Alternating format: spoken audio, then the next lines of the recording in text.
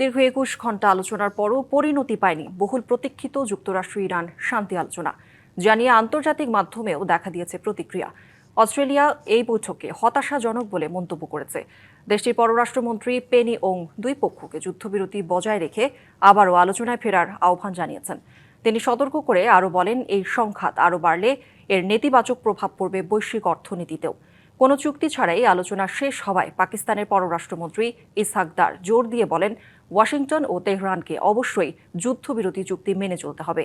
অন্যদিকে ইরানি বার্তা সংস্থা তাসনিম নিউজকে দেয়া এক বিবৃতিতে ইরানি পররাষ্ট্র মন্ত্রণালয়ের মুখপাত্র ইসমাইল বাঘেই জানান, কিছু মতপার্থক্য থাকলেও আলোচনা চালিয়ে যাবে ইরান ও যুক্তরাষ্ট্র।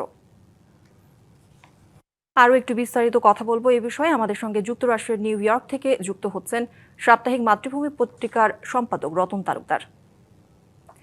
জনাব রতন তালুকদার, আপনাকে স্বাগত ডিবিসি সংবাদে।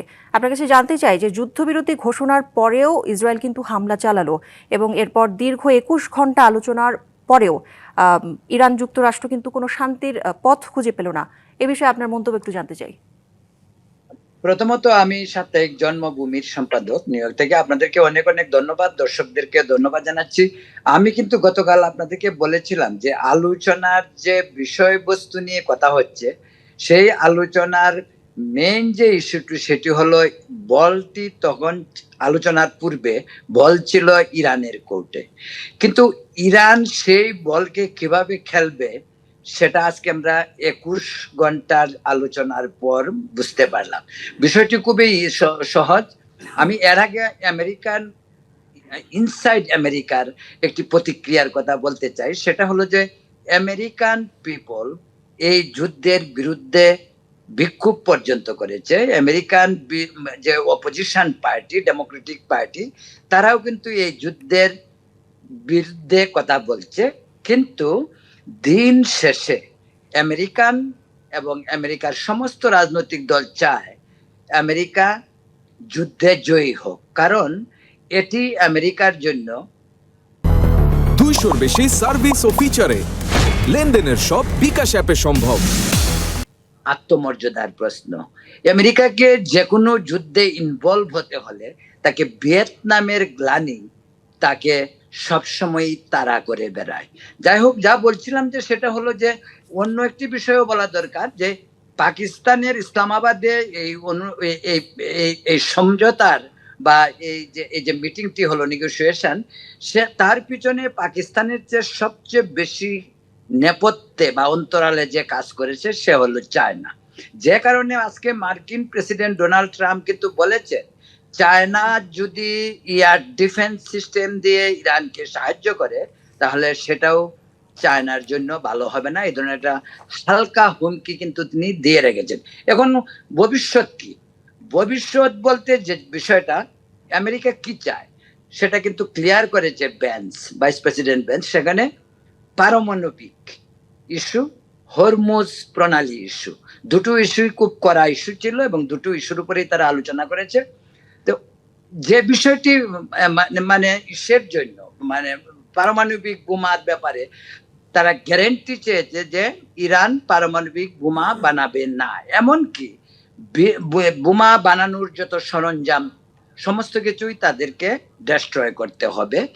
এবং আরো কি ওয়ার্ড যেটা, সেটা হলো 420 কিলো যে ইউরেনিয়াম রয়েছে সেটা তাদের আমেরিকার হাতে দিয়ে দিতে হবে। সেটাই হলো আমেরিকার মেইন ইস্যু। যদিও আলোচনার বিস্তৃতি আরো অনেক কিছু, মেইন ইস্যু এটাই। ইরান দাবি করেছে তাদের উপর যে এম্বার্গো দেওয়া রয়েছে সেটা তুলে নিতে হবে। কিন্তু প্রশ্ন হলো এখন কি হইতে পারে, এই প্রশ্নটা স্বাভাবিকভাবেই আসবে। তো এই প্রশ্নের উত্তরে যেটা বলা যেতে পারে, আগামীকাল সকালে, এখন এখানে মিডনাইট, আগামীকাল সকালে ট্রাম্প হয়তো টুইট করবে। এবং আমি আমার অভিজ্ঞতা থেকে বলছি যে ট্রাম্প তো এক ধরনের পাগলামি করছে, এটা আমেরিকান জনগণ জানে, আমেরিকান অ্যাডমিনিস্ট্রেশন জানে, সারা পৃথিবী জানে। ট্রাম্প কালকে হয়তো একটি টুইট করে আবার এই যুদ্ধবিরতিকে সামনে রেখে সে হয়তো আরেকটি 24 ঘন্টা, 48 ঘন্টা বা 72 ঘন্টার একটি আলটিমেটাম দিতে পারে ইরানকে, শেষ সুযোগ। যদিও ভাইস প্রেসিডেন্ট জেডি ভ্যান্স বলেছেন যে ইরানকে মানতে হবে, এটাই তাদের শেষ কথা। কিন্তু শেষ কথার পরও মুখ্য ব্যক্তি প্রেসিডেন্টের মুখ থেকে আরেকটু শেষ কথা বোধহয় আমেরিকান জনগণ এবং আমেরিকান পলিটিশিয়ানরা শুনতে চাচ্ছে। কারণ আমেরিকাকে এই যুদ্ধে জয়ী হতে হবে, সেটাই আমেরিকার বটম লাইন। তাছাড়া লেবাননের সঙ্গে যে ইসরায়েলের যে হামলা এখনো চলছে যুদ্ধবিরতির মাঝেও একটি কথা মনে রাখতে হবে, এই আলোচনায় কিন্তু ইসরায়েল ছিল না, এবং ইসরায়েলের এই আলোচনায় ইসরায়েলের সম্মতি ছিল সেটাও ঠিক নয়, কিন্তু তারা বিরোধিতা করেনি। এটা ইসরায়েলের স্ট্যান্ড এখন পর্যন্ত সেটা।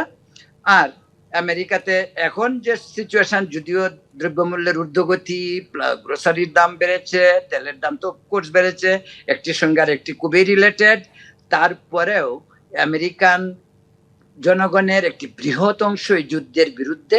আবার এজ এ হোল ৩৫ কোটি আমেরিকান তারা চায় তাদের আত্মমর্যাদার প্রশ্নে তাদেরকে বহির্বিশ্বের যে কোনো যুদ্ধে তাদেরকে জয়ী হতে হবে। জি, জনাব রতন তালুকদার, আপনাকে অসংখ্য ধন্যবাদ আমাদেরকে সময় দেওয়ার জন্য।